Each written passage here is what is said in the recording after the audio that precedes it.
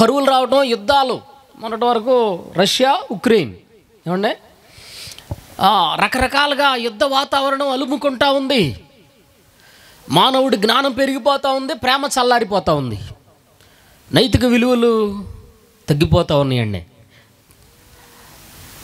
మొన్న టీవీ 9లో వేసాడు, వాళ్ళ అమ్మని తీసుకెళ్ళి బస్ స్టాండ్లో వదిలిపెట్టేశాడంట. వాళ్ళ అమ్మని పెద్ద ఆవిడ ముసలావిడ బస్ స్టాండ్లో వదిలిపెట్టేశాడంట. ఆవిడకి ఎంత 100 ఎకరాల ఎంత ఆస్తి పరురాలంట ఆవిడ. ఆ ఊరిలో పని వాళ్ళందరికీ వాళ్ళ పొలంలోకి వచ్చి పని చేసిన వాళ్ళు. ఈ కొడుకు ఏం చేశాడు, ఆస్తి మాత్రం తీసేసుకున్నాడు, కానీ ఏం చేశాడు, ఆస్తి మాత్రం కావాలి కానీ అమ్మ మాత్రం తీసుకెళ్ళి ఎక్కడ వదిలిపెట్టేశాడు, బస్ స్టాండ్లో వదిలిపెట్టేస్తే ఆ ఊరోళ్ళు వచ్చి, అమ్మా నువ్వు ఎంత భాగ్యవంతురాలు అమ్మా, నీ దగ్గర ఎన్నిసార్లు తిన్నావమ్మా మేము, ఎన్నిసార్లు మీ పొలంలో పని అని వాళ్ళందరూ పోషిస్తున్నారంట. ఏమంటే ప్రేమ చల్లారిపోవట్లా? ప్రేమ, ఉమ్మడి కుటుంబాలు చూస్తున్నామా మనం? ఏమంటే ఉమ్మడి కుటుంబాలు చల్లారిపోతున్నాయి. ఇవన్నీ రాకడ గుర్తులు. సెల్ ఫోన్ వచ్చేసింది, ప్రతి ఒక్కళ్ళు ఫోన్లో అరచేతిలో ప్రపంచం, ప్రతి ఒక్కళ్ళు ఇక అదే పనిగా గీస్తూ ఉన్నారు. ఎవరో మొన్న ఒక పోస్ట్ పెట్టారు వాట్సాప్లో, ఏమని పెట్టారంటే మందులోంచి అయినా బయటికి లాగొచ్చంట, వ్యసనంలోంచి అయినా బయటికి లాగొచ్చంట, కానీ ఈ ఫోన్లో పడితే మాత్రం లాగడం కష్టం అంట. తల్లి ఏడుస్తూ ఉంది, ఆ పిల్లలు ఇద్దరు గీస్తూ ఉంటే ఈ తల్లి ఏడుస్తూ ఉంది, అయ్యో నేను వీళ్ళని బయటికి లాగలేకపోతున్నానే. అమ్మా విజ్ఞానం పెరిగిపోతూ ఉంది, కానీ స్వార్థం ఎక్కడ చూసినా స్వార్థం పెరిగిపోతూ ఉంది మనుషుల్లో. ఎవరు ఏమైపోతే నాకేంటి, నేను మాత్రం పైకి రావాలి, నేను మాత్రం బాగుపడాలి. ఇవన్నీ రెండవ రాకడ గుర్తులే. అయ్యగారు అన్నారు, దేవదాసయ్య గారు, గుర్తులే గురువులై బోధిస్తూ ఉన్నాయి. ఎవరో నీకు చెప్పవసరలా, నువ్వు చూసే గుర్తులన్నీ యేసు ప్రభు వారి రాకడ సమీపించిందని ఆ గుర్తులే నీకు బోధిస్తూ ఉన్నాయి. కనుక రెండవ రాకడకు మనం సిద్ధపడవలసిన వారమై ఉన్నాం. మరణాతా, హల్లెలూయా. ఇది వరుస, అదే నాకు అర్థం కాల ఏంటా అని. అమ్మ హల్లెలూయా అనేది బైబిల్లోనే ఉంది, మరణాత అనేది బైబిల్లోనే ఉంది. హల్లెలూయా అనగా దేవుని స్తుతించడం, మరణాత అనగా ప్రభు త్వరగా వస్తున్నాడు అని అర్థం. గనుక అందరం హల్లెలూయా, మరణాత, హల్లెలూయా, మరణాత, యేసు ప్రభు త్వరగా వస్తా ఉన్నాడు. మొదటి రాకళ్ళు అయితే బాలుడుగా వచ్చాడు, కానీ రెండవ రాకళ్ళు ఆయన పెళ్లి కుమారుడుగా వస్తా ఉన్నాడు. మొదటి రాకడలో భూమి మీదకి వచ్చాడు, కానీ రెండవ రాకడలో ఆయన మధ్యాకాశానికి వస్తా ఉన్నాడు. మొదటి రాకడలో దరిద్రునిగా వచ్చాడు, కానీ రెండవ రాకడలో ఆయన శ్రీమంతుడిగా రాబోతా ఉన్నాడు. మొదటి రాకడలో నిన్ను నన్ను మానవాళిని రక్షించడానికి వచ్చాడు, కానీ రెండవ రాకడలో ఆ రక్షణను కాపాడుకున్న వారిని ఆకర్షించడానికి యేసు ప్రభు వారు రాబోతా ఉన్నారు మధ్యాకాశంలోకి. ఈ గుర్తులో ఎటు చూసినా, ఆర్థిక పరిస్థితులు చూసినా, రాజకీయ పరిస్థితులు చూసినా, వాతావరణ పరిస్థితులు చూసినా, ఏది చూసినా మనకేం గుర్తు చేస్తుందంటే యేసు క్రీస్తు ప్రభు వారి రాకడను గుర్తు చేస్తూ ఉంది. కనుక రెండవ రాకడకు మనం సిద్ధపడవలసిన వారమై ఉన్నాం. ఇంత భక్తి చేసి నువ్వు రాకడలో ఎత్తబడకపోతే, విడవబడితే ఈ భూమి మీద సైతాను పాలనలో నలగొట్టబడాల్సి వస్తుందండి. అందుకే అయ్యగారు అన్నారు, ఎత్తబడితే పప్పలో, విడవబడితే తిప్పలో. ఏమండే, ఎత్తబడితే ఆనందం, విడవబడితే ఆయాసం. పప్పలు కావాలా, తిప్పలు కావాలా? ఆనందం కావాలా, ఆయాసం కావాలా? కాబట్టి రాకడకు నేను ఎలా సిద్ధపడాలి? ఆయన వరుడుగా వస్తున్నాడు. ఆయన మొదటి రాకడలో ఏ ఆర్భాటం లేకుండా ఒక పశువుల శాలలో దీనుడిగా వచ్చాడు, కానీ రెండవ రాకడలో ఆర్భాటముతో రాబోతా ఉన్నారు. ఆయన ప్రధాన దూత శబ్దముతో దేవుని పెళ్లి కుమారుడిగా ఆయన మృతులైన భక్తులను, దేవదూతల సమూహాన్ని వెంటబెట్టుకొని రాబోతా ఉన్నారు. మరి నేను ఆయన రాకడకు నేను ఎలా సిద్ధపడగలను? ఆయన రాకడ అంతస్తు నేను ఎలా పొందుకోగలను? ఆయన ప్రక్కన వధువుగా నిలవబడగలిగిన అర్హత నాకుందా? ఆయన పెళ్లి కుమారుడైతే పెళ్లి కుమార్తెగా ఆయన ప్రక్కన కూర్చోగలిగిన అంత ఆధిక్యత, యోగ్యత నేను సంపాదించుకున్నానా? మరి వధువుగా నేను ఎలా సిద్ధపడగలను? ఆలోచన చేయాలండి మనం. ప్రభు వరుడుగా వస్తే వధువుగా, పెళ్లి కుమార్తెగా నేను ఎలా సిద్ధపడగలను? మరి దైవజనులు 5 మాటలు చెప్పారు. ఈ రాత్రి ఈ 5 మాటలు నీకు చెప్పేసి నేను ముగిస్తా. అయితే డిసిషన్ నీదే, తీర్మానం నీదే. రాకడ కళ్ళబొల్లి మాటలు కాదు ఇది. అమ్మా, పాత నిబంధన స్వరం ఏంటో తెలుసా? పాత నిబంధన స్వరం ఏంటో తెలుసా? స్వరం ఏంటంటే, ఒక మాటలో చెప్పాలంటే మరణాత. అందరూ చెప్పండి, పాత నిబంధన స్వరం ఏంటి? మరణాత అంటే ప్రభువు వచ్చుచున్నాడు. పాత నిబంధనలో కూడా ప్రవక్తలందరూ ఇలాగే చెప్పారంట, అదిగో దేవుడు పుడతాడు, మనిషిగా వస్తున్నాడు, ప్రభు వస్తున్నాడు అంటే వీళ్ళు ఇట్లాగే చెబుతారులే. అమ్మా, కొత్త నిబంధన స్వరం ఏంటి? అందరూ చెప్పాలి. ఇప్పుడు పాత నిబంధన స్వరం ఏంటి? మరణాత. కొత్త నిబంధన స్వరం ఏంటి? హల్లెలూయా కాదు మా, కొత్త నిబంధన స్వరం కూడా మరణాత. ఇప్పుడు చెప్పండి, కొత్త నిబంధన స్వరం ఏంటి? మరణాత. అంటే ఇదిగో ప్రభు వస్తున్నాడు. మొదటి రాకడలో పాపులందరి కోసం వచ్చాడు, కానీ రెండవ రాకడలో పాపాత్ముల కొరకు ఆయన రావట్లేదు. రెండవ రాకడలో పరిశుద్ధుల కోసం వస్తున్నాడు దేవుడు. కాబట్టి కొత్త నిబంధన స్వరం కూడా ఏంటిది? అందరూ చెప్పండి, కొత్త నిబంధన స్వరం కూడా ఏంటి? మళ్ళీ చెప్పండి ఒకసారి.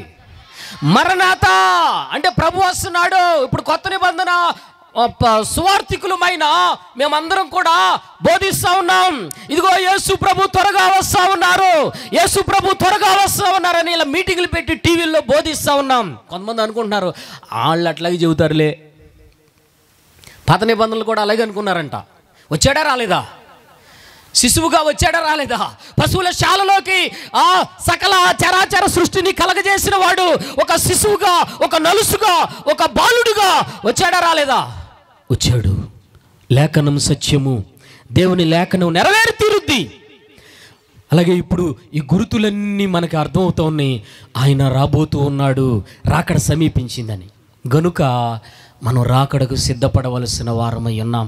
ఎప్పుడన్నా ప్రభా నన్ను రాకడకు సిద్ధపరిచయ్యా, నన్ను రాకడకు పెళ్లి కుమార్తెగా సిద్ధపడాలంటే అసలు నేనేం చేయాలయ్యా?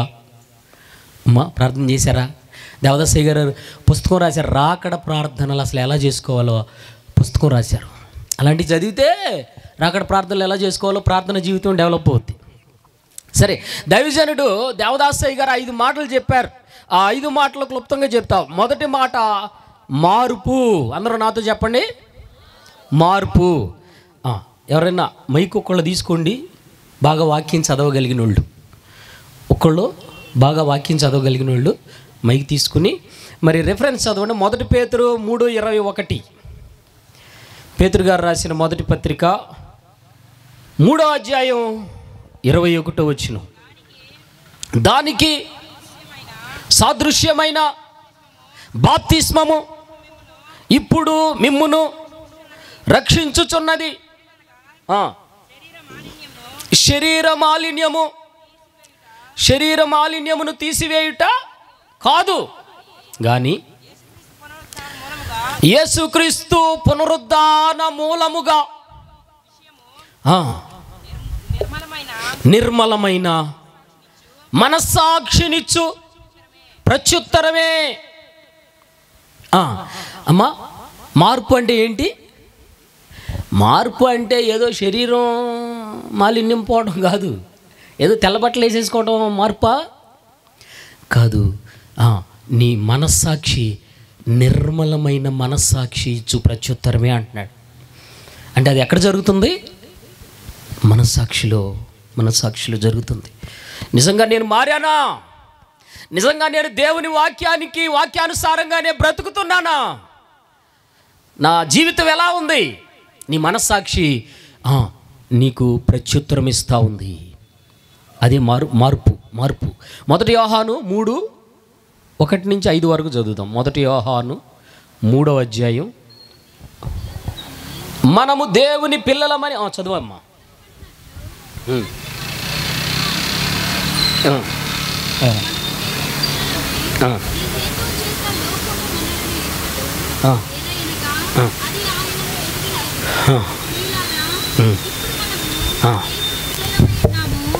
మనమిక ఏమవుదామో అది ఇంకా ప్రత్యక్షపరచబడలేదు, కానీ ఆయన ప్రత్యక్షమైనప్పుడు ఆయన ఉన్నట్లుగానే ఆయనను చూతుము గనుక ఆయనను పోలియుందుమని ఎరుగుదుము. ఆయన యందు ఈ నిరీక్షణ పెట్టుకొనిన ప్రతి వాడును ఆయన పవిత్రుడై ఉన్నట్లుగా తన్ను పవిత్రునిగా చేసుకొనును. తన్ను ఆయన ఎలా పవిత్రుడై ఉన్నాడు, తన్ను తాను ఎలా చేసుకుంటాడంట? తన్ను తాను పవిత్రునిగా చేసుకుంటాడంట. ఒక వచనం పాడదాం. శుభ్రపరచితి రావయ్యా నా హృదయము, భద్రపరచితి రావయ్యా. అందరం శుభ్రపరచితి రావయ్యా నా హృదయము, భద్రపరచితి రావయ్యా. నీతి సూర్యుడా నీవు ఉదయించునంతానే, నీతి సూర్యుడా నీవు ఉదయించునంతానే, కుదురవు నా ప్రాణము సదాయాత్మ పరమాత్మ, కుదురవు నా ప్రాణము సదాయాత్మ పరమాత్మ. నిన్ను గొలిచెదా నా యేసన్నా, నిన్ను గొలిచెదా రావయ్యా. హల్లెలూయా, మరణాతా. కాబట్టి కొంతమంది ఎప్పుడూ చర్చికి వస్తూనే ఉంటారంట, కానీ వారిలో ఏముండదు, మార్పు మాత్రం ఉండదు. వాళ్ళు మాత్రం మారరు. దానికి దైవజనులు ఏమని రాశారంటే, ఆ రాయి సముద్రంలోనే ఉంటుందంట ఏళ్ల తరబడి, కానీ దాన్ని బయటికి తీసుకొచ్చి కొట్టామనుకో లోపల తడి ఉంటుందా అమ్మా? ఆ రాయిని బయటికి తీసుకొచ్చి పగల కొడితే లోపల తడి ఉంటుందా, పొడి ఉంటుందా? పొడి అంటే నీళ్ళలోనే ఉంటుంది, కానీ నీళ్ళను మాత్రం లోపలికి రానిస్తుందా? రానివ్వట్లా. అలా ఉంటారంట కొంతమంది. మరి ఒక ఆవిడ ఫోన్ చేసిందంట, కొత్తగా మారి సన్నిశ్రీ అయిందిలే మా సంఘంలో. ఇంకొక సన్నిధి స్త్రీకి ఫోన్ చేసిందంట, ఏంటి సన్నిధికి రావట్లా, పలానా చోట సన్నిధి కోటం ఉంది, పలానా చోట సన్నిధి కోటం ఉంది అంటే, నువ్వు మొన్న మారిందా, నేను ఇంత సీనియర్ని, నేను అందులో పుట్టి అందులో పెరిగిందాన్ని. ఏమన్నా ఏం లేదు, మార్పు లేదు. సంవత్సరాల తరబడి బైబిల్ పట్టుకుని తిరుగుతూ ఉన్నావు, సంవత్సరాల తరబడి దేవుని మందిరంలో పాటలు పాడుతూ ఉన్నావు, సంవత్సరాల తరబడి ప్రార్థనల్లో ఇలాంటి సభల్లో ఏకీభవిస్తూ ఉన్నావు. నీలో మార్పు ఉందా? ఈ రాత్రి ఒకవేళ అలాంటి స్థితిలో ఉంటే దేవుడు నీతోనే సూటిగా మాట్లాడుతూ ఉన్నాడు. యేసుక్రీస్తు ప్రభువు వారి వెనకే తిరుగుతున్నాడంట ఇస్కరియోతు యోధా. ఇస్కరియోతు యోధా గురించి దైవజనులు దేవదాసయ్య గారు ఏమన్నారంటే, అతడు మారలేదు, కోరలేదు, చేరలేదు. ప్రభు చెప్పే బోధ విన్నాడు పక్క నుండి. యేసు ప్రభు చెప్పే ఆ బోధ ఎలాంటి బోధ? నా మాటలు ఆత్మయు జీవమునై ఉన్నవి. యేసు ప్రభు వారి యొక్క మాటలు ఆత్మ జీవం. ఆ బోధ విన్నాడు, మారాడా? అంత బోధ విన్నా మారాడా? అద్భుతాలు చూసినా మారాడా? ప్రభు ఆయనకి కొన్ని ఆధిక్యతలు ఇచ్చారు.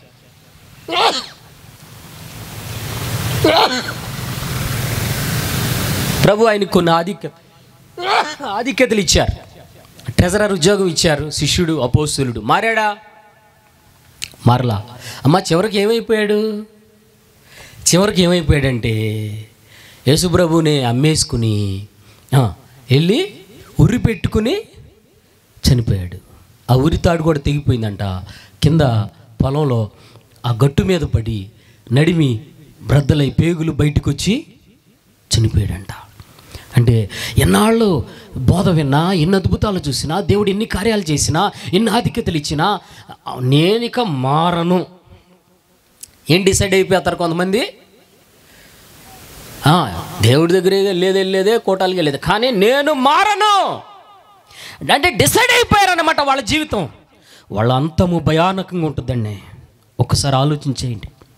నువ్వు మారకపోతే నీ అంతము ఎంత ప్రమాదకరంగా ఉందో బైబిల్ ఏమని చెబుతుందో ఈ రాత్రి ఒక్కసారి ఆలోచించుకో. రేపుకు రూపు లేదు అన్నారు దైవజనులు. ఒక తండ్రి ఒక బిడ్డను పెంచుకున్నాడంట. తల్లి చచ్చిపోయింది కాబట్టి ఒకటే కూతురు గారాబంగా పెంచాడంట. ఏ కష్టమో తెలవకుండా.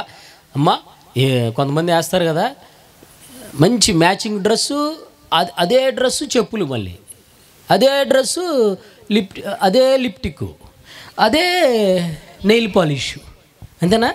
క్లిప్పులు, ఆ క్లిప్పులు కూడా అదే మ్యాచింగ్. అట్లా పెంచాడంట.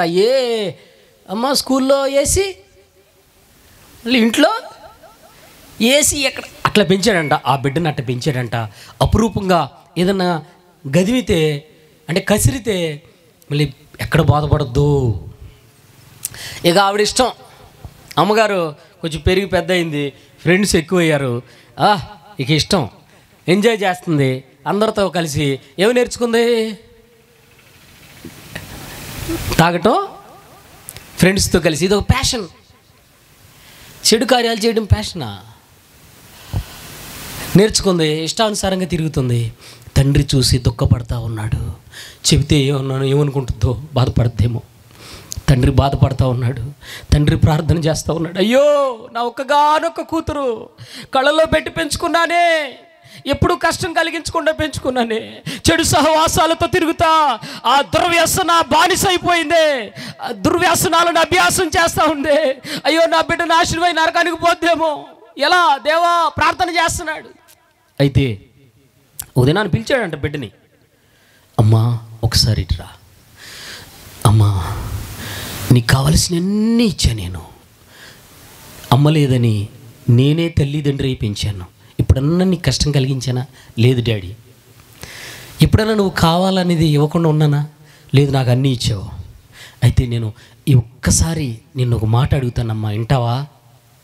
ఒకే ఒక్క మాట అడుగుతా, వింటావా అన్నాడంట. సరే మా డాడీ నన్ను ఎప్పుడు నేనే అడిగేదాన్ని, మా డాడీ నన్ను ఎప్పుడు అడగలేదు కదా, ఇప్పుడు అడుగుతున్నాడని. సరే అడుగు డాడీ, వింటానందంట. అయితే అమ్మా నువ్వు ఆ చెడు సహవాసాలు, చెడు అలవాట్లు మానేసేయమ్మా అడిగాడంట. అడిగితే ఆలోచించి, ఏంటి ఒక్కసారి ఇంత మాట అడిగాడేంటి డాడీ? ఒకసారే మానేయాలి. ఏం మానేయాలి ఇప్పుడు? చెడు సహవాసాలన్నీ మానేయాలి, చెడు వ్యసనాలన్నీ మానేయాలి. మానతావా? ఈ రాత్రి దేవుడు అడుగుతా ఉన్నాడు, మానేస్తావా? కాదులే, ఇంకా టైం ఉందిలే అను. లేదు, అంచె దినాల్లో ఉన్నాం, అపాయకరమైన దినాల్లో ఉన్నాం. సమయం లేదు. సమయం ఉందని అనుకుంటున్నావు నువ్వు, సమయం లేదు. మనిషికి ఎన్నో తెలుస్తున్నాయి అంట, కానీ రెండు మాత్రం తెలియవంట. దేవుని రాకడెప్పుడో తెలీదు, మన పోకడెప్పుడో తెలీదు. గనుక మారాలి. రాత్రి ఈ సభకొచ్చి నువ్వు మారకుండా వెళ్ళవద్దు. పశ్చాత్తాపడి విరిగి నలిగిన మనస్సుతో ప్రార్థన చేసి, ఒకవేళ ఏదైనా చెడు వ్యసనాలు, దుర్వ్యసనాలు, దేవునికి విరోధమైన మార్గంలో నడుస్తూ ఉంటే, దేవునికి విరోధమైన పనులు చేస్తూ ఉంటే, అవి నీ జీవితంలో కలిగి ఉంటే, ఈ రాత్రి ఇక్కడే విడిచిపెట్టి నువ్వు ఇంటికెళ్ళు.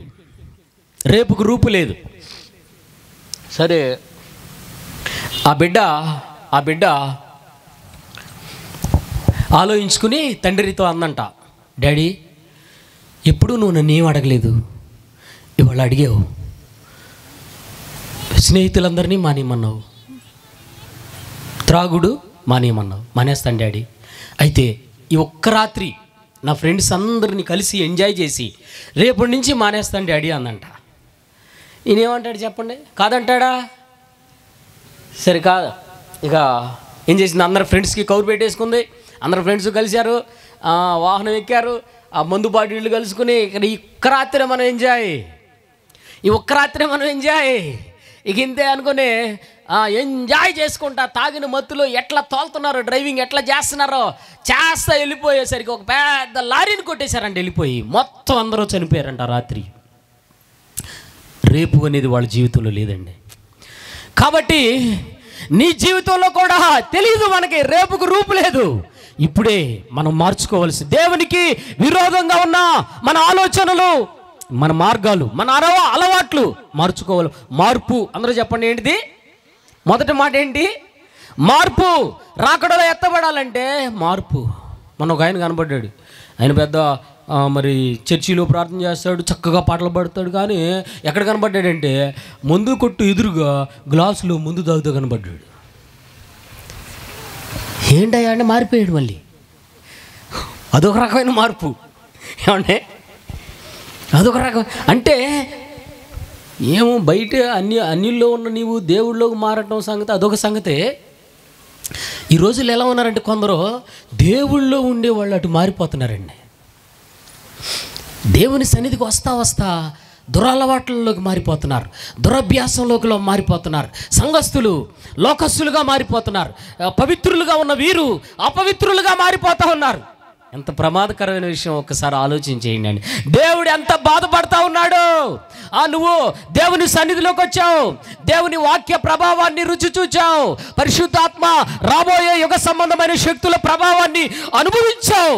అనుభవించిన తర్వాత మరలా పాపములోనికి నువ్వు మారిపోతే అమ్మా, దేవుడు నీలోకి వచ్చిన పరిశుద్ధాత్ముడు నీలో ఏడుస్తూ ఉంటాడు. అయ్యో అని ఆయన బాధపడతా ఉంటాడు. ఆయన్ని పరిశుద్ధాత్మను దుఃఖపరచకుడి దేవుని వాక్యం తెలియజేస్తూ ఉంది. ఈ రాత్రి ఆత్మను దుఃఖపరిచే విధంగా మళ్ళీ నువ్వు మారిపోయావేమో. దేవదాసయ్య గారు ఒక చక్కని మాట రాశారండి, అద్భుతమైన మాట నన్ను ఆకర్షించింది. ఏంటంటే పారిపోనైనా పారిపోతాను కానీ మారిపోను అన్నాడంట. ఎవరైనా పాపి కాదు, పారిపోనైనా పారిపోతాను కానీ మారిపోను. అమ్మా బైబిల్లో పరిశుద్ధుడు కాదు, బైబిల్లో యోసేపు అని యవనస్తుడు, సౌందర్యవంతుడు, అందగాడు యవనస్తుడు ఒక గదిలో తన యజమానుడు భార్య పోతిఫర్ అంటుందంట, ఈ గదిలో నువ్వు నేను తప్ప ఎవ్వరూ లేవు, కాబట్టి నువ్వు నాతో పాపం చేయి. ఎంతకు తెగబడిందో చూడండి. ఈయన యవనస్తుడు, సౌందర్యవంతుడు. యవనస్తులు ఎలా ఉన్నారు ఈ దినాల్లో? కానీ ఆయన అంటున్నాడంట, ఎవరు లేరు అంటున్నావు, నువ్వు నేనే అంటున్నావు, కానీ మన ఇద్దరి మధ్యన నాతో ఎవరున్నారు? నా దేవుడున్నారు. నేను పారిపోనైనా పారిపోతాను నీ దగ్గర నుంచి, కానీ మారిపోను. మరలా ఒకసారి దేవుల్లోకి మారిన నేను ఎన్ని ఆకర్షణలు నన్ను ఆకర్షించినా ఆ పాపంలోకి, ఆ లోకంలోకి మరలా మారిపోను. నువ్వు నిజమైన మార్పు చెందితే ఈ రాత్రి మరలా తిరిగి మారిపోవు, దేవునిలో నువ్వు నిలబడగలుగుతావు. ఒకటి మార్పు, అందరూ చెప్పండి. ఒకటి మార్పు, రెండోది మరుపు. ఏమంటే సమయాన్ని కూడా దృష్టిలో ఉంచుకుని చెప్తాను నేను. రెండోది ఏంటిది? మరుపు.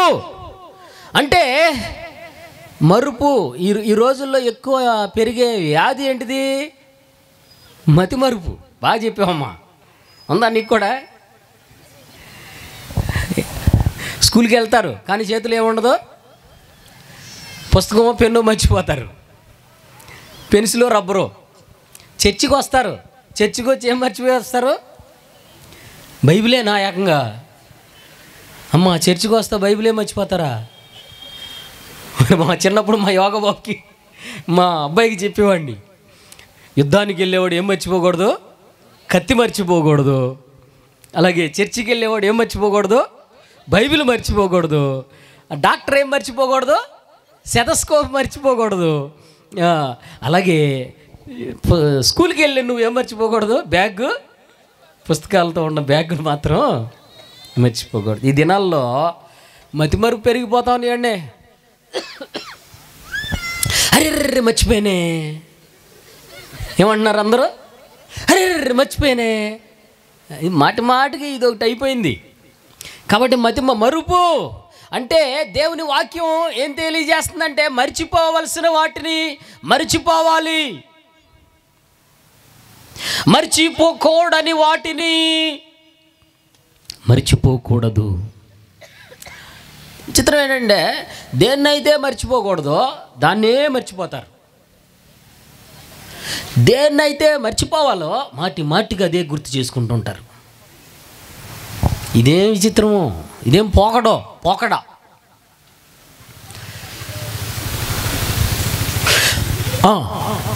ఇశ్రాయేలు ప్రజల్ని ఐగుప్తులోంచి బయటికి తీసుకొచ్చేసాడంట దేవుడు.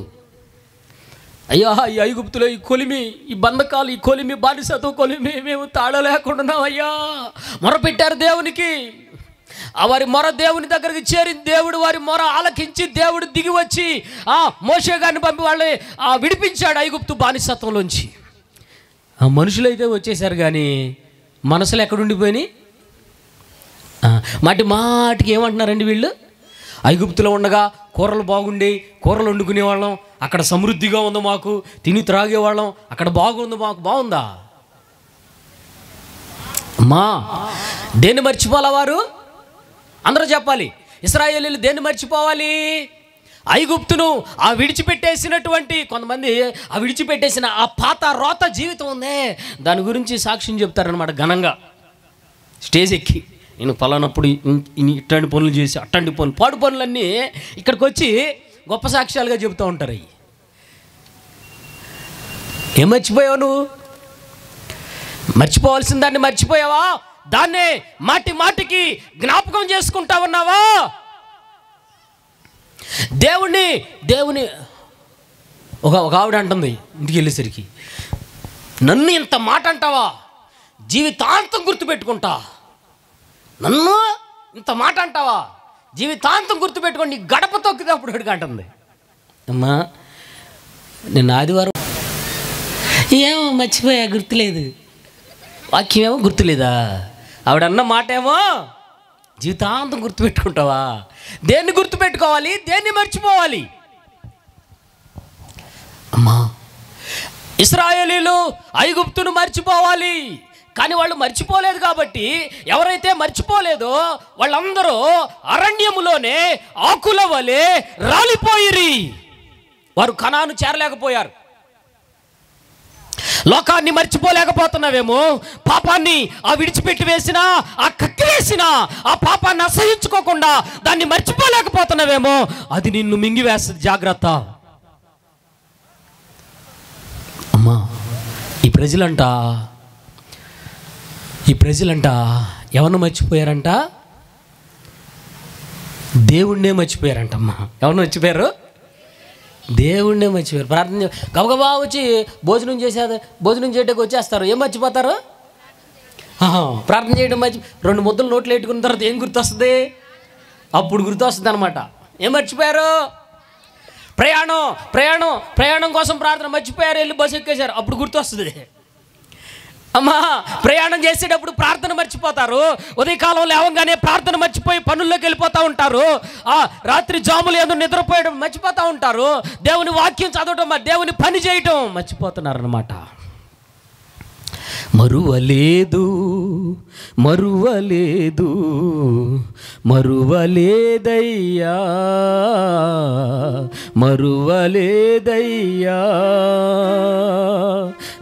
మమ్ము మరచిన నిన్ను మరచిన మమ్ము నీవు,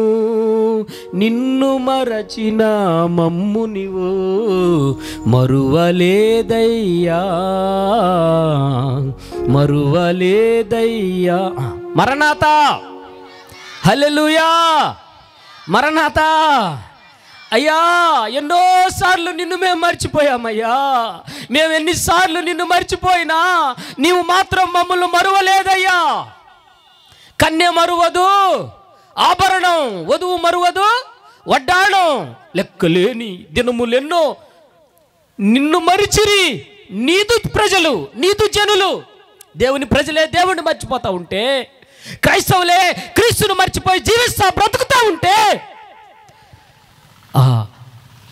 ఆ రాకడకు ఎలాగను సిద్ధపడగలరు? రాకడలో ఎలా ఎత్తపడతాం?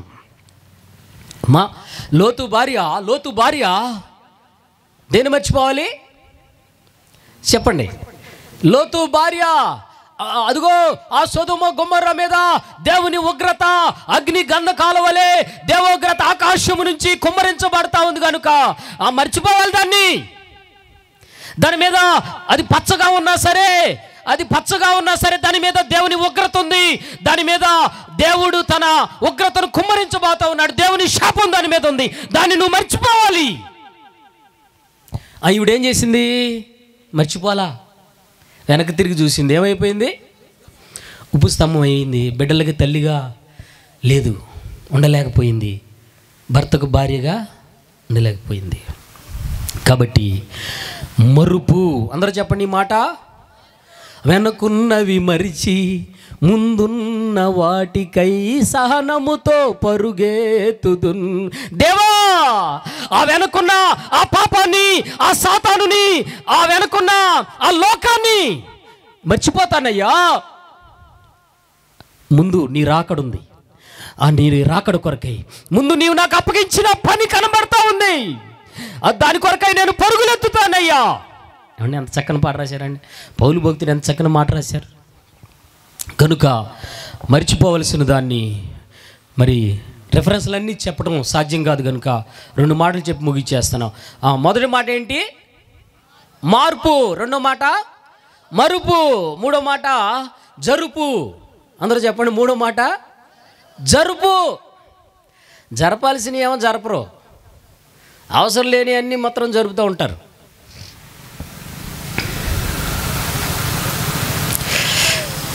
మరి దైవజనులు ఒక పాటలో రాశారు ఏంటంటే, నా నియమిత కార్యములు పనులు జరుపుము మానుకొనరాదు. అమ్మా, ఏం జరుపుకోవాలి? నా నియమిత కార్యములు లేదంటే పనులు. అంటే నేను నీకే పనిని నేను నీకు అప్పగించాను, ఆ పనిని జరుపుము మానుకొనరాదు. పాటలు రాశారా లేదండి? రాశారు కదా. దేవుడు నీకు అప్పగించిన పని నువ్వు జరిగిస్తున్నావా? ఎలా జరిగిస్తున్నావు? ఈ రాత్రి నువ్వు ఆలోచన చేసుకో. దేవుడు నువ్వే చేస్తావని నిన్ను నమ్మి నీ మీద విశ్వాసం ఉంచి ఆ పని నీకు అప్పగిస్తే ఆ పనిని ప్రక్కన పెట్టి నువ్వేం చేస్తున్నావు? ఈ రాత్రి దేవుడు నీకు అప్పగించిన పని విషయంలో నువ్వు ఎలా జరిగిస్తున్నావో ఒకసారి ఆలోచన చేసుకో. ఆ పనిని జరుపుకోము. అంటే దేవుడంట మనిషిని కలగజేసినప్పుడు ఏమన్నాడంట? ఏదైనా తోటలో నువ్వు దీన్ని సేద్యం చేయాలి, అంటే కష్టపడాలి, పని చేయాలి. క్రైస్తవులందరూ ఏం కలిగి ఉండాలి? ఏదో ఒక పని కలిగి ఉండాలి.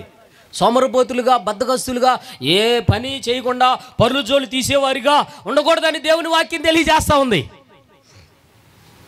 కాబట్టి పని కలిగి ఉండాలి.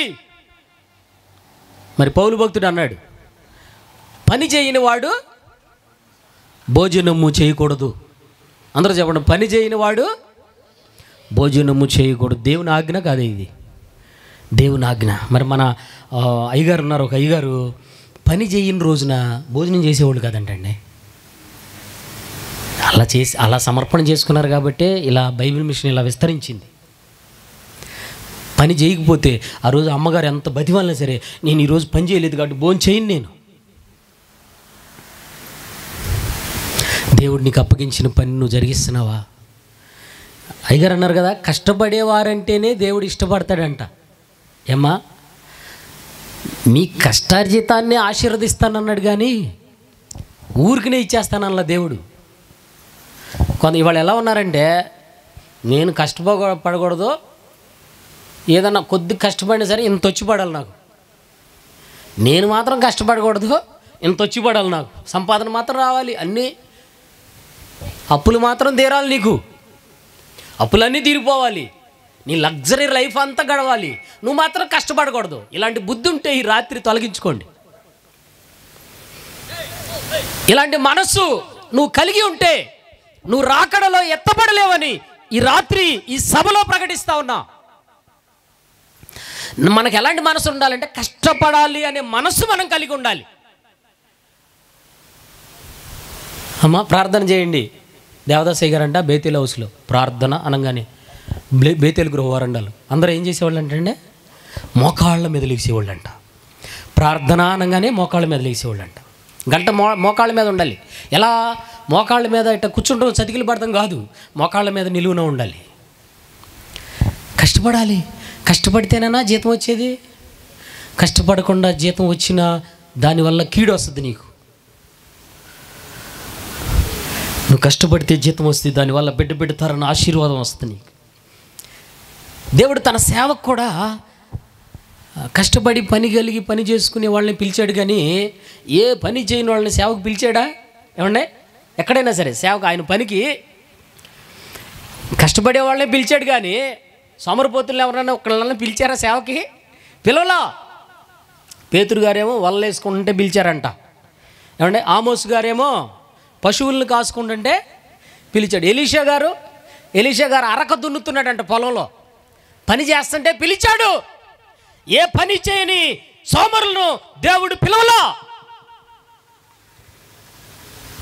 కాబట్టి మనం అందరము కష్టపడి పని చేయవలసిన వారమై ఉన్నాం. అటు నీ కుటుంబం కోసం కష్టపడి పని చేయాలి, అలాగే దేవుని పని చేయాలి. దేవుని పిల్లలారా, దేవుని సంఘములో ఉన్న సభ్యులారా, యేసయ్య శరీరములో అవయవములై ఉన్న వారలారా, సంఘములో ఏదో ఒక పని నువ్వు కలిగి ఉండాలి. ఏమంటే మన శరీరంలో ఎన్ని అవయవాలు ఉన్నాయండి? పని లేని అవయవం ఏదైనా ఉందా అండి? పని లేని అవయవం ఏదైనా ఉందా? కన్ను చేసే పని కంటికి ఉంది, ముక్కు పని ముక్కుకు ఉంది, నోరు పని, చెవు పని. ఈ రెండింటిలో ఎక్కువ పని దేనికి పెడుతున్నావు?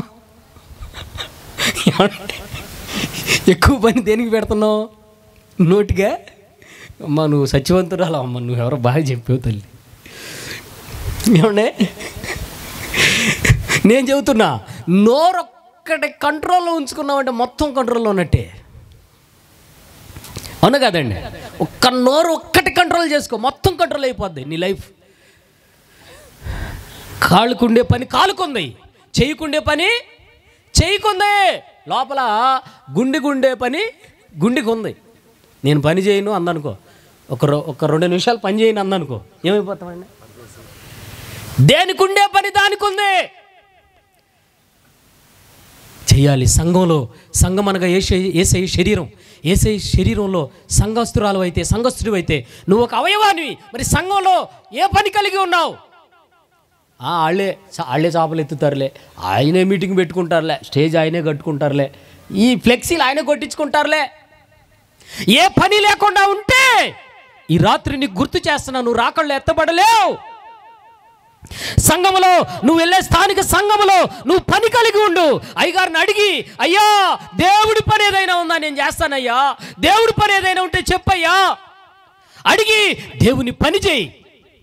అమ్మ, పని చేసేవాడు ఆరోగ్యంగా ఉంటాడు, సోమరిపోతాడు ఒంటి నిండా రోగాలే. దేవుడి పని చేస్తే ఆత్మ సంబంధమైన ఆరోగ్యంగా జీవించగలుగుతావు. చప్పట్లు కొట్టి దేవుని మహిమపరుద్దాం.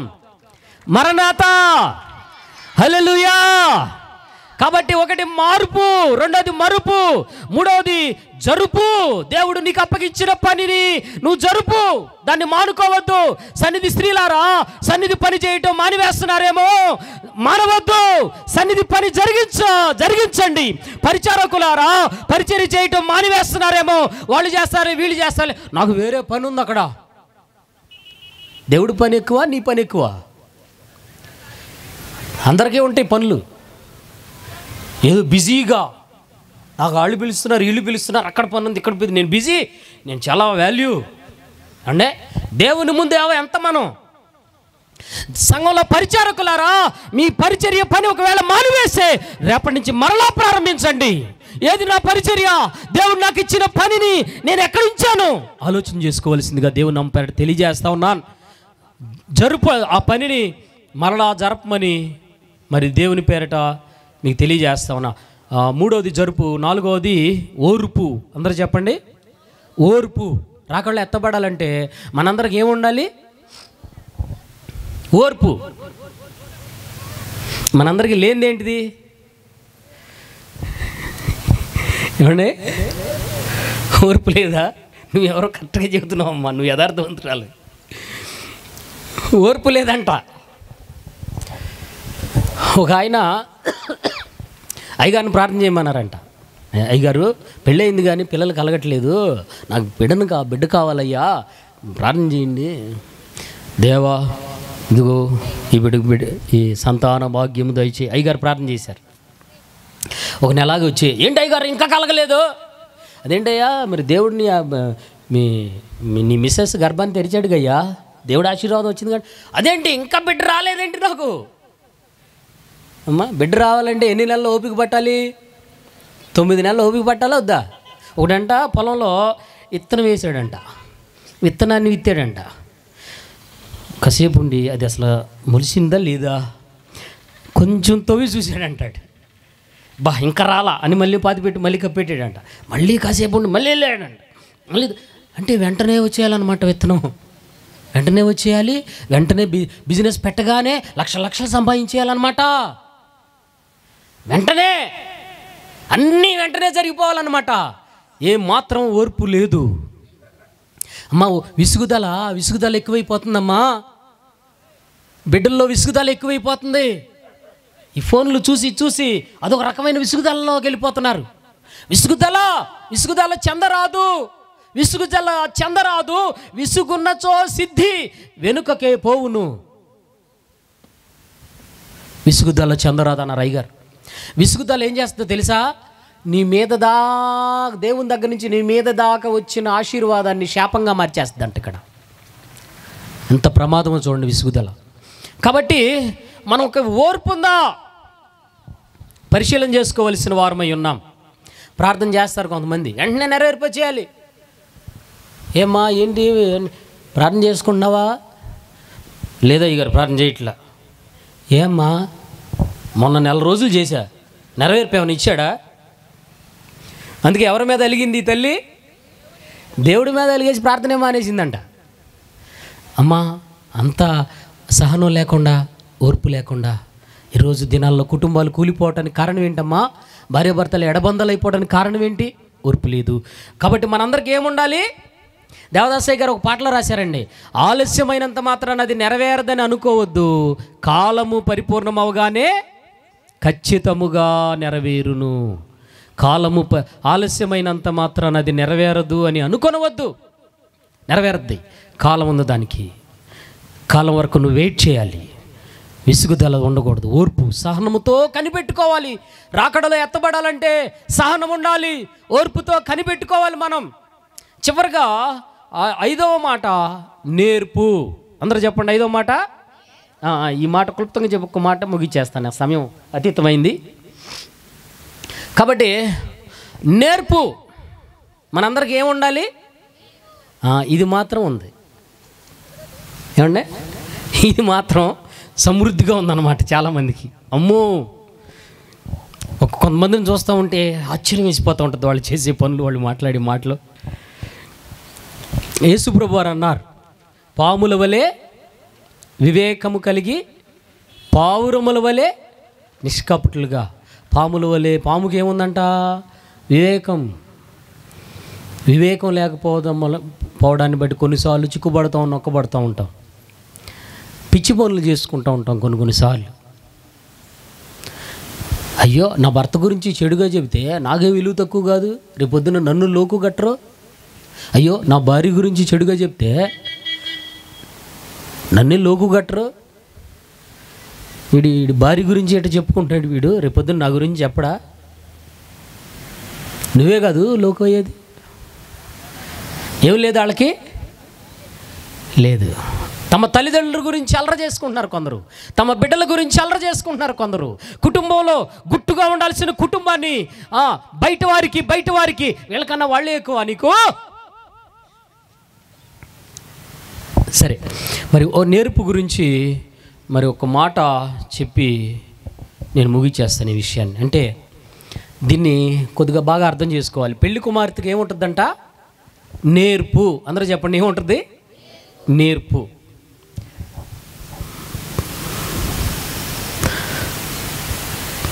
మోషే గారు ఫరో దగ్గరికి వెళ్ళారు, దేవుడే పంపించాడండి. మోషే గారు ఫరో దగ్గరికి వెళ్ళినప్పుడు ఫరోతో ఏమడుగుతున్నాడంటే, అయ్యా మేము 3 దినాలంతా అరణ్యంలోకి ప్రయాణం చేసి మా దేవుణ్ణి ఆరాధించుకుని వస్తాం అడుగుతున్నాడు. అదేనా? 3 దినాలు వెళ్ళి ఆరాధన చేసుకుని 3 దినాల దూరం అంతా నడిచి ఆరాధన చేసుకుని బలులు అర్పించి మళ్ళీ వస్తారా వీళ్ళు? మళ్ళీ వచ్చే ఉద్దేశం ఉందండి కానీ ఏమని అడుగుతున్నాడు అక్కడ? వెళ్ళి ఆరాధన చేసుకోవాలి, 3 దినాలంత ప్రయాణం మమ్మల్ని విడిచిపెట్టు అంటే అక్కడ ఏముంది ఆయన దగ్గర? ఇప్పుడు చెప్పండి, ఏముంది ఆయన దగ్గర? నేర్పు. కానీ కరెక్టే, 3 దినాలంటే వెళ్తారు, ఆరాధన చేస్తారు, అంతవరకు కరెక్టే. రెండో విషయం చెబుతా. ఇప్పుడు అహష్వేరోషు అనే రాజు ఉన్నాడు. అక్కడ హామాను అనే ఒక దుష్టుడు ఉన్నాడు ఆ రాజ్యంలో, మంత్రి. హామాను, రాజు చేత గణపరచబడిన హామాను.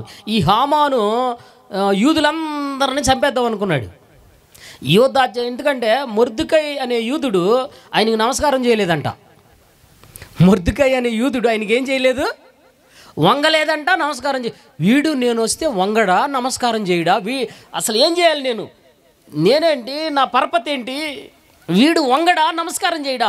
వీడినే కాదు, అసలు వీడి జాతి మొత్తాన్ని నాశనం చేసేస్తా, భూమి మీద లేకుండా చేస్తా అనుకున్నాడంట ఆయన. చూడండి ఎంత గర్వమో చూడండి. ఆయన రాజుతో మాట్లాడి రాజాజ్ఞ కూడా జారీ అయిపోయింది, యోధా జనాంగం అందరినీ సంహరించాలి. అప్పుడు ఎస్తేరు గారు మరి మొర్దుకై యూదులు ఉపవాసం ఉండి 3 దినాలు ప్రార్థన చేశారు.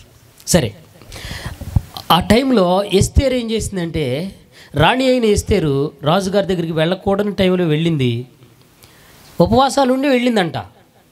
అమ్మ ఉపవాసం ఉన్నా సరే ఆమె ముఖం ప్రకాశించిందంట. అప్పుడు రాజుగారు దండం చాపాడు ఆవిడ మీదకి. ఆ టైంలో వెళ్ళకూడదు, రాజుగారు కానీ దండం చాపలేదనుకో ఆ టైంలో ఎవరు వెళ్ళినా చంపేస్తారు. దండం చాపాడు.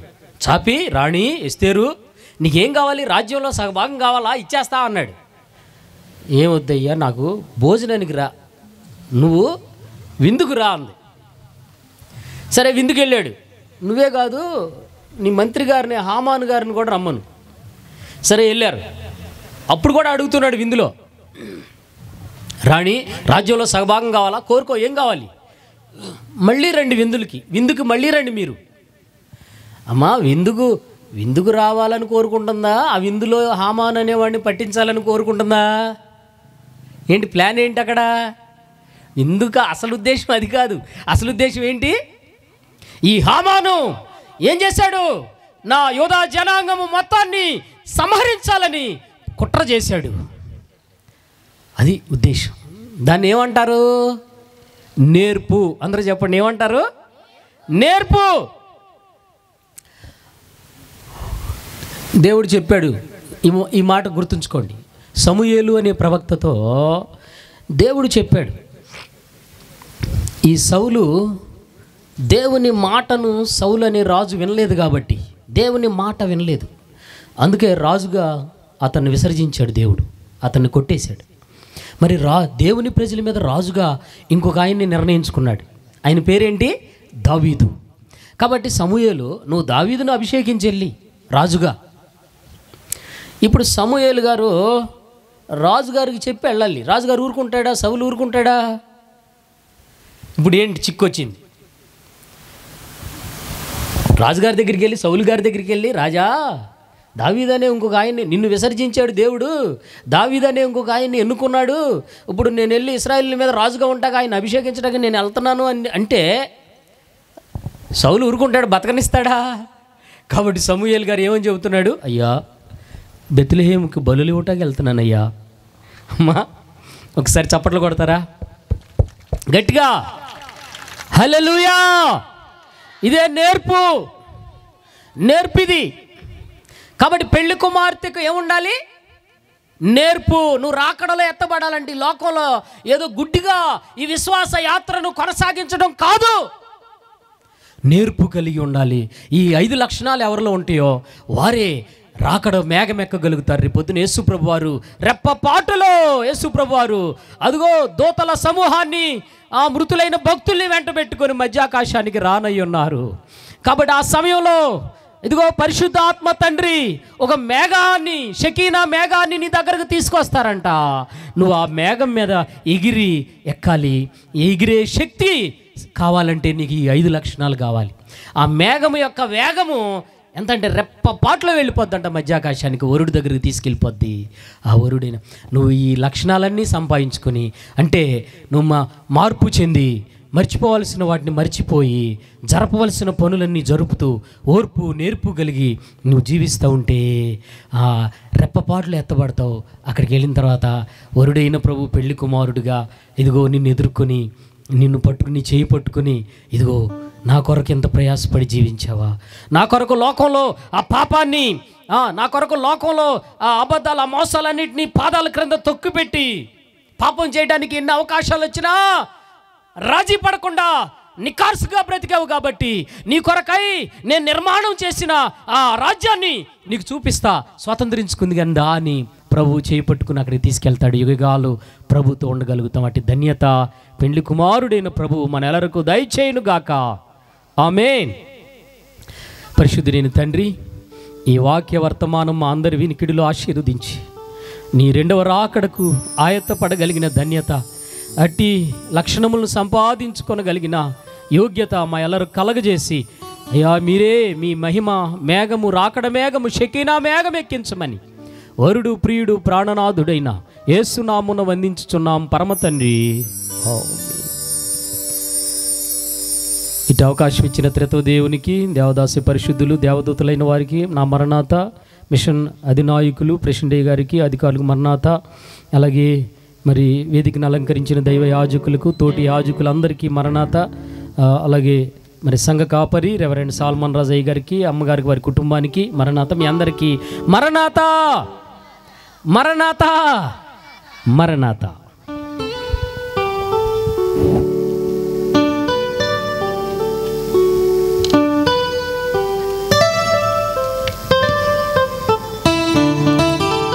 అందరికీ మరణాత. దేవుని యొక్క సన్నిధానములో దేవదేవుడు ఘనముగా మనతో మాట్లాడిన మాటలను బట్టి 5 విషయాలు అయ్యగారు మనందరికీ తెలియచేశాడు. ఇప్పుడు ప్రార్థన అయిన అనంతరం మన ఈ 5 వేలు మన నోట్లోకి పోవాలంటే ఈ 5 మాటలు మనం జ్ఞాపకం పెట్టుకోవాలి. మొదటి మాట చెప్పాలి, వెనక వాళ్ళు చెప్పట్ల. మొదటి మాట మార్పు, 2వది మరుపు, 3వది జరుపు, 4వది ఓర్పు, 5వది నేర్పు. నేర్పు కలిగి జీవించి, ఈ 5 విషయాలు కలిగి జీవించి రాకడ మేఘమెక్కు భాగ్యము, ధన్యత దేవదేవుడు మనెల్లరకు అనుగ్రహించును గాక.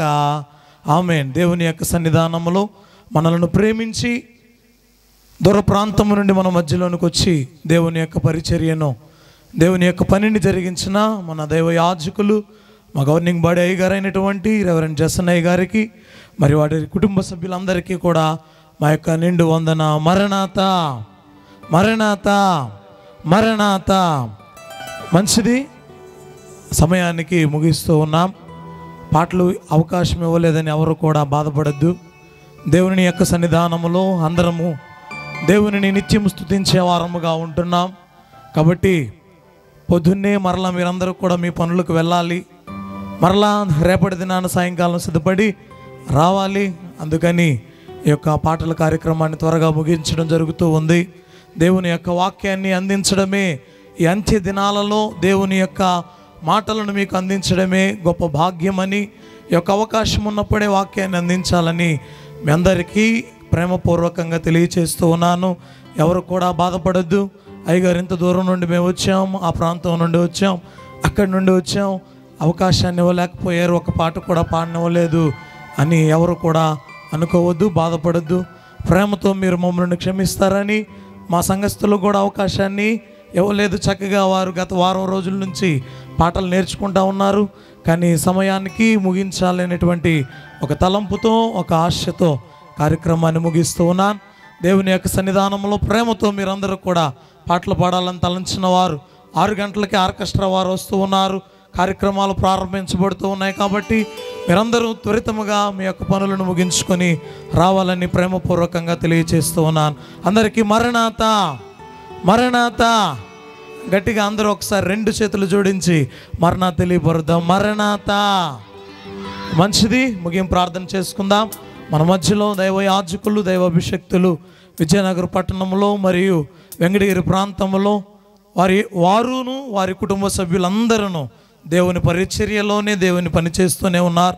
కాబట్టి అయ్య గారు మన మధ్యలోనికి రావడం కూడా గొప్ప భాగ్యము. కాబట్టి దేవుని యొక్క సన్నిధానంలో ఈ మొదటి దిన ముగింపు ప్రార్థన అయ్యగారు జరిగిస్తారు. అందరం కూడా మోకరిద్దాం, 2 చేతులు జోడిద్దాం, దేవుని యొక్క సన్నిధానంలో ప్రార్థన చేసుకుందాం. ప్రార్థన చేసుకుందాం. మహాపరిశుద్ధుడా, ప్రేమపూర్ణుడు అయిన మా ప్రియ పరలోకపు తండ్రి, దయగలిగిన మా ప్రభువా, కృప కలిగిన దేవా, మీ అపారమైనటువంటి ప్రేమలో నా తండ్రి సమయాసమయంలో మీ వాక్యాన్ని ప్రకటించమని అనేకులను ప్రభా మీ రాజ్యం కొరకు సిద్ధపరచడానికై నాయన యొక్క రాకడ మర్మ ఉజ్జీవ సభలను తండ్రి నీ బిడ్డలు ప్రభా రెవరెండ్ సాల్మాన్ గారిని ప్రేమించి వారి సంఘం ద్వారా మీరు ఏర్పాటు చేసినటువంటి మీ ప్రేమ కొరకై మీకు వందనాలు, స్తోత్రాలు. ఈ రాత్రికాల సమయంలో మీ బిడ్డలు ఎంతో ప్రయాసతో నా తండ్రి ఈ యొక్క వేదికను ఏర్పాటు చేసి అనేక మంది బిడ్డలను ఈ చోట సమకూర్చడానికి